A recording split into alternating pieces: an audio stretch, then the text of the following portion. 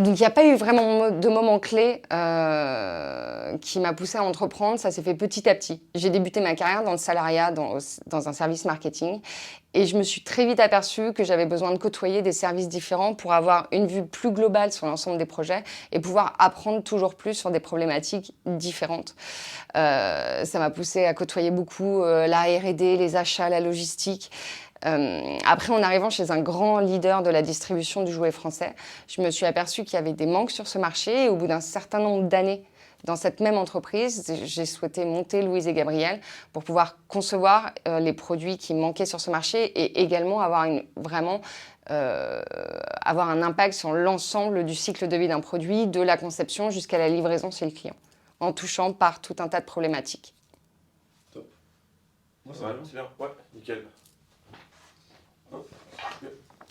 C'est peut-être la question la plus dure. Le plus gros défi pour moi a été de partir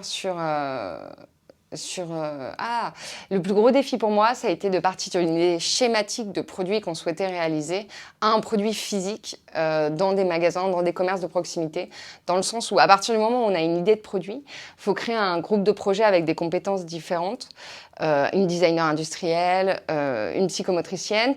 Une fois qu'on a créé ce groupe de projets, on commence les premières esquisses qu'on affine petit à petit. On fait en sorte après de trouver l'usine qui pourra donc produire les jouets et de trouver aussi les matériaux qui composeront ce jouet.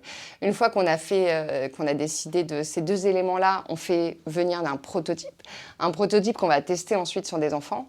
Sur le prototype 2, 3 qu'on va réajuster au fur et à mesure, on aura un prototype final, ça pourra être le 2e comme ça pourra être le 6e. Et une fois qu'on aura validé ce prototype, on lancera la production et il faudra ensuite acheminer toute la production vers une plateforme logistique qui, une fois arrivée, pourra délivrer la marchandise auprès des clients finaux. Très bien.